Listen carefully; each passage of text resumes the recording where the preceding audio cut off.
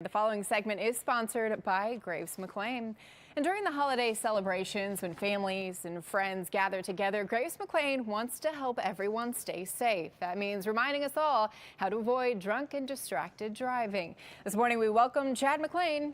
He's here to talk a little bit about what we can do and some of the statistics over the years.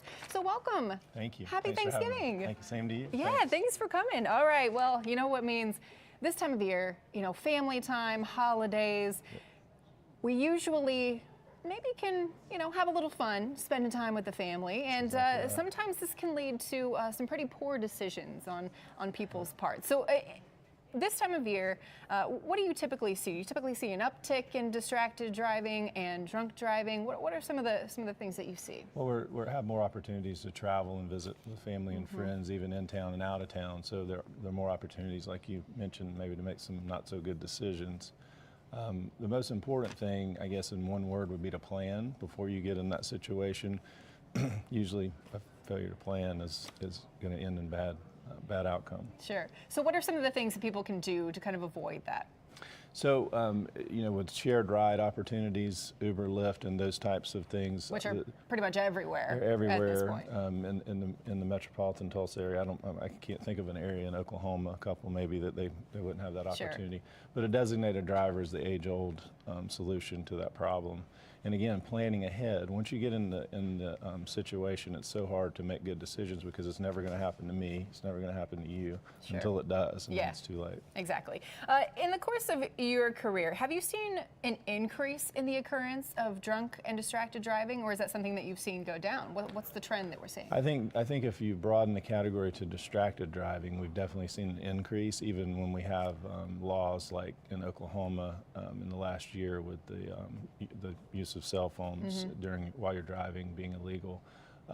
You and I were talking earlier about how we see people, it seems like, being more bold using their cell phones above the dash and that sort of thing.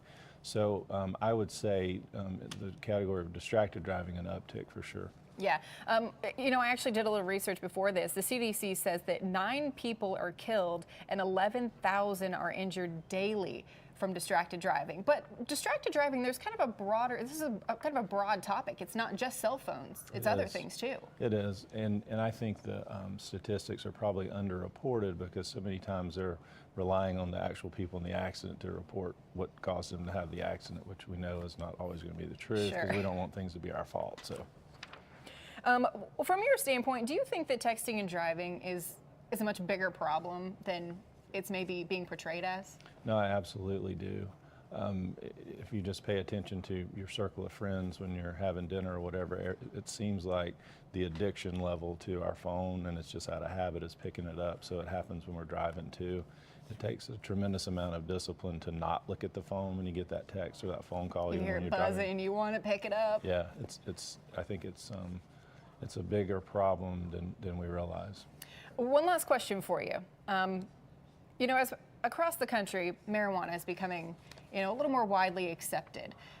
In your office, is this something that you guys are planning for, a change in the laws, or have you seen anything marijuana related come through your offices lately, or yet, I should say? Well, yeah, I mean, the current framework for intoxicated driving, for example, is that's where the marijuana would fit into the category. I think that landscape is probably going to change as we experience what exactly the laws with prescribed marijuana, how that impacts those things. Because if somebody has a prescription, then how does that change their ability to drive, and do the current laws address that? I'm not sure they do, but I think experience will show us.